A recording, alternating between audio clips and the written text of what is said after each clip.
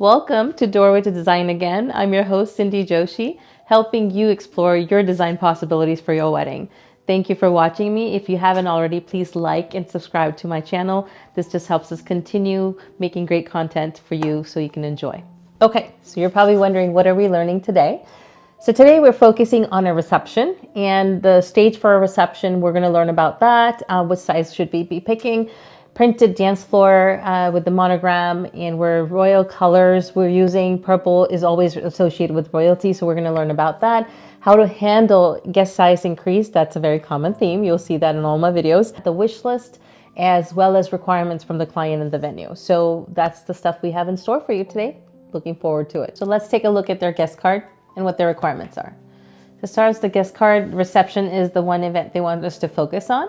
It's the month of October again, beautiful fall-like. The colors though for reception were a little bit more bolder. It was shades of purple because purple is always associated with royalty, and ivories and greenery to break it apart a bit, and accents of gold. I know it sounds like it's a lot of colors, but it's honestly, it's a good mix by the time you put it together. Cultural background still Christian and Malayalam. It's both Indian Christian as well as Malayalam, so they're okay. They are into big stages, so that's why we know we need a proper stage when they say a stage. Guest count's 200 again. Again, like I said, the guest count typically will go up for, especially for Asian, Southeast Asian weddings, Indian weddings.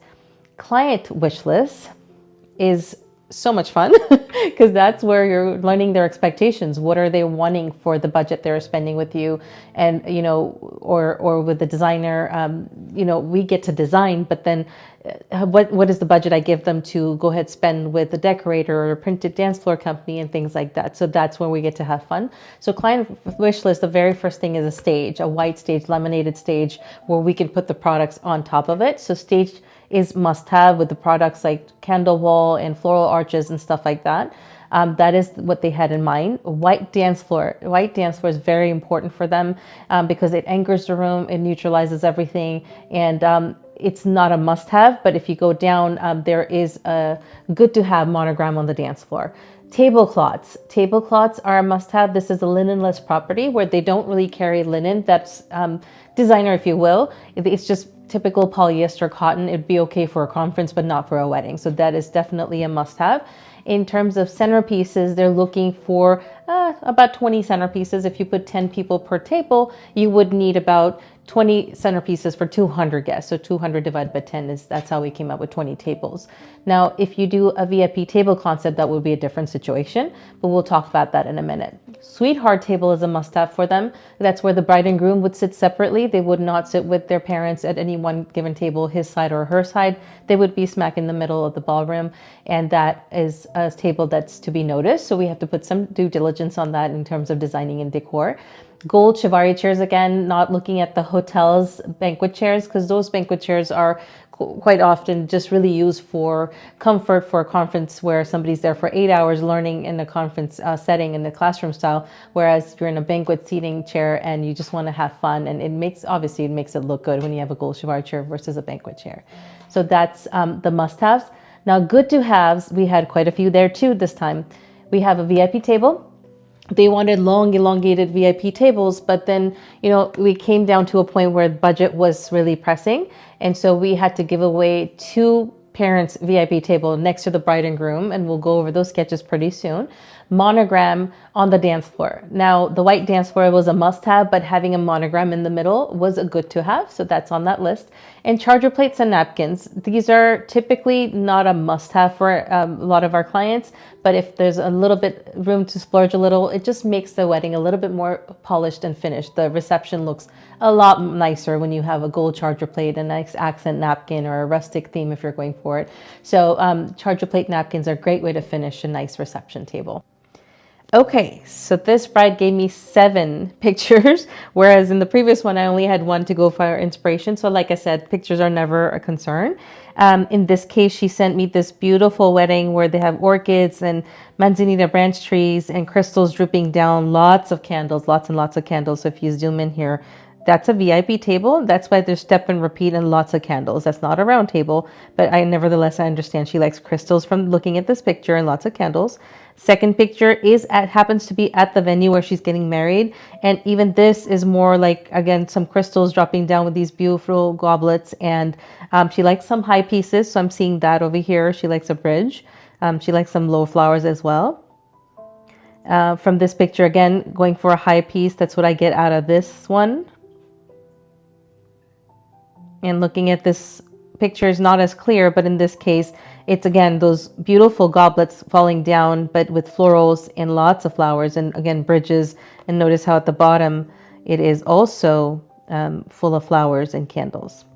And then next picture, lots of crystals again. So crystals is a key with this bride for sure. And this is actually the hues that she's liking. She likes purples, different shades of purple. So this was given to me for inspiration to pick from color, not necessarily the actual picture or the product. And again, this one is she's liking crystals. She likes some crystals falling down, some bling bling.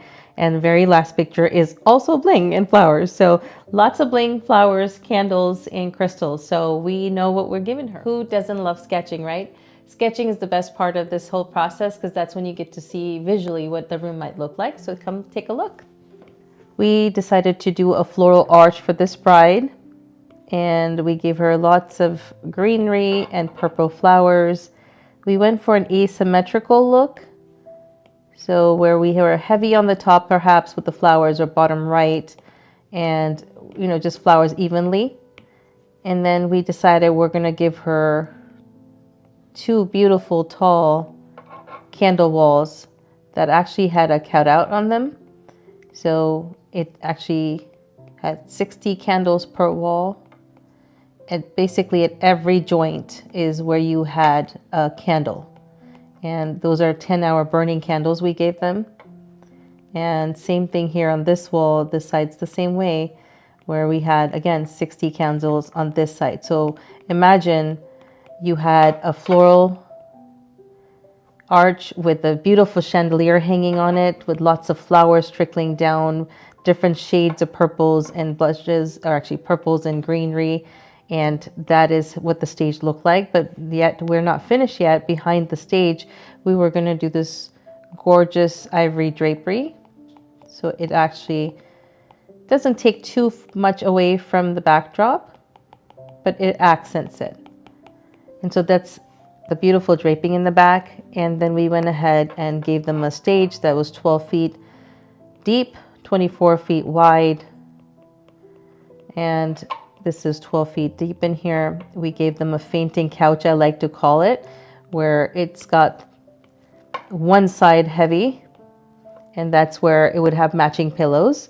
And that's not where we stopped. We actually decided to put some trickle down flowers here and here, just where the windows are of that candle wall, just to kind of highlight, give it some sort of a detail of what it looked like with that, with some flowers. Now coming back to the dance floor, we decided to do a 24 by 24 dance floor, and then we surrounded it by the round tables on each side, and decided to do the sweetheart table like so.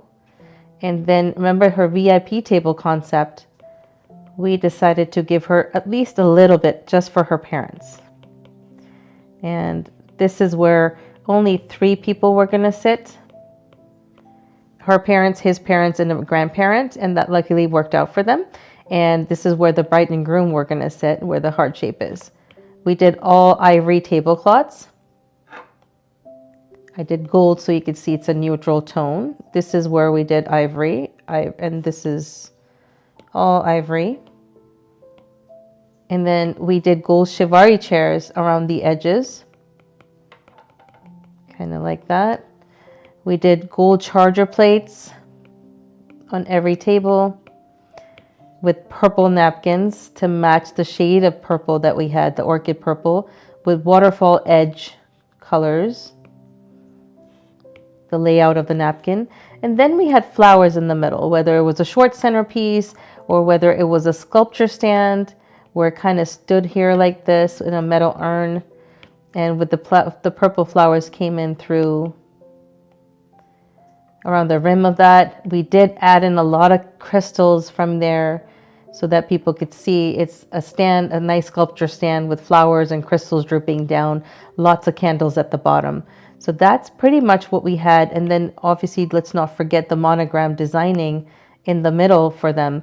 That's where we had to come up with a design, like a floral leaf design in a circle with their initials. So that's what we have so far of what their ballroom was going to start to look like. Okay, let's talk about logistics. We just talked about a lot. You saw the sketch and what it goes into it. We saw her inspiration pictures. We saw her wish list. After all of that work, we have to think of logistics, because logistics is what's going to make this happen.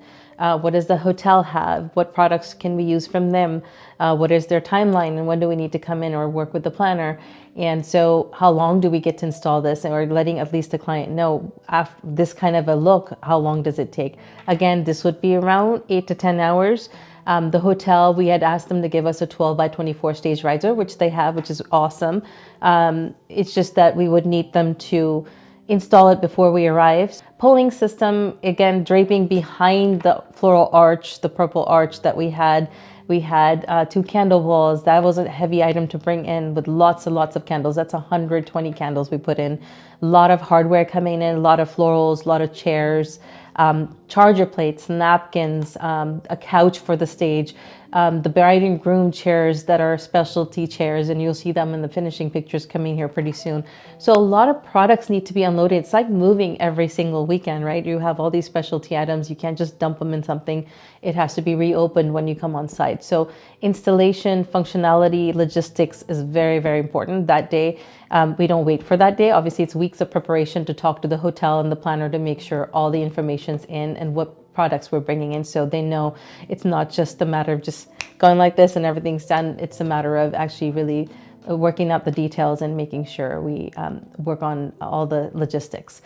Lastly, let's talk about the layout, because the hotel layout, without that, there's nothing, because then we can see scale to size. If they have a 72-inch table or a 60-inch table, if we were to put 10 chivari chairs, would it be so tight in?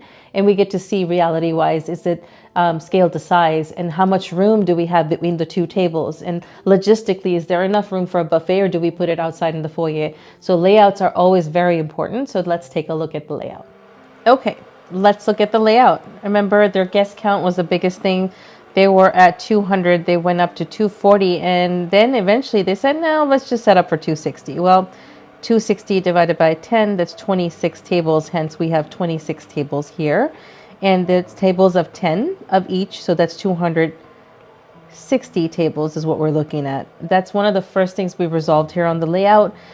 We had 26 rounds. Other than that, remember, she wanted a VIP table concept. Well, we weren't able to give her with the budget. She wanted to stay within a full-on concept around the dance floor, where you had these long elongated tables. 2 things. We were running out of budget, so we didn't end up doing that. So we nixed that idea. So I'm going to go ahead and erase that.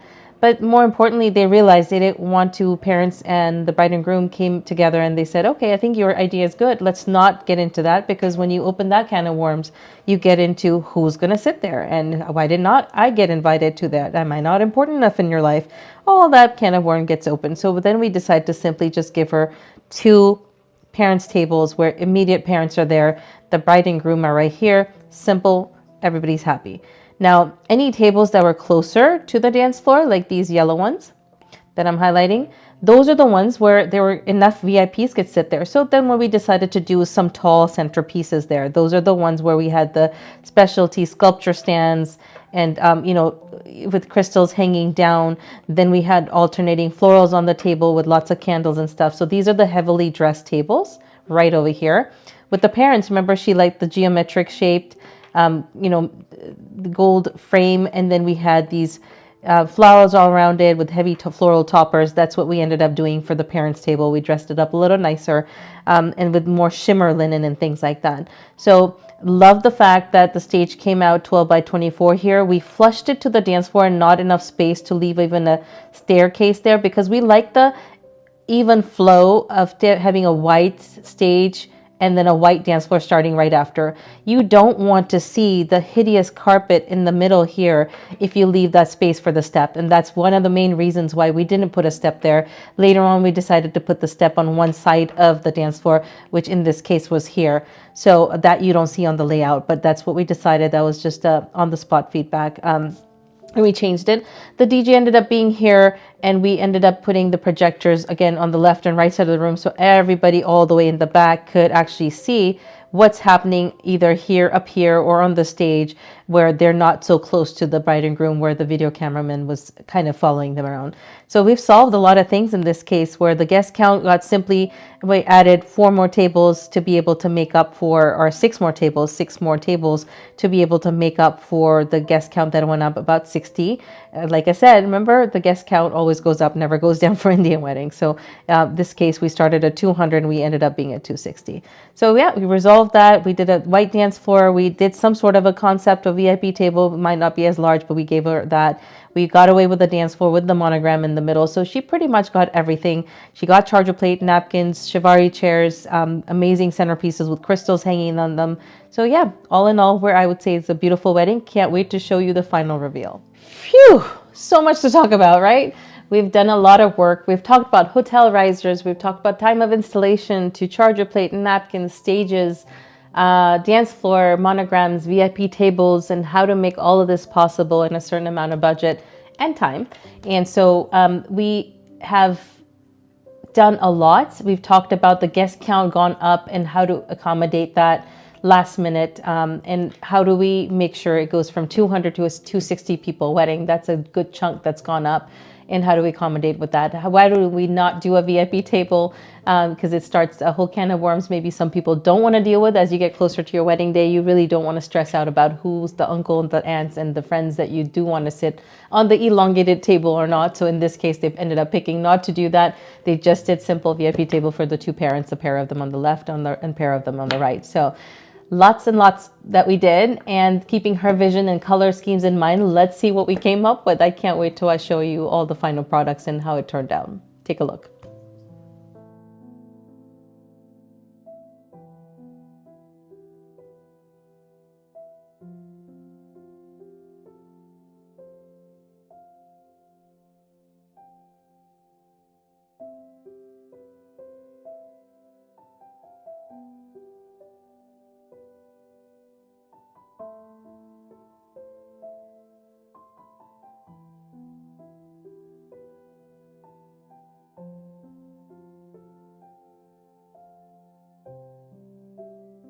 Purples, greens, ivories, and golds. Now that you've seen what it looks like, we were excited to share that with you. Thank you so much for joining us. Be sure to like and subscribe to us. That is what matters, because we keep bringing new content for you. That's how we know you like us. So thank you so much for watching us. We hope to see you next time.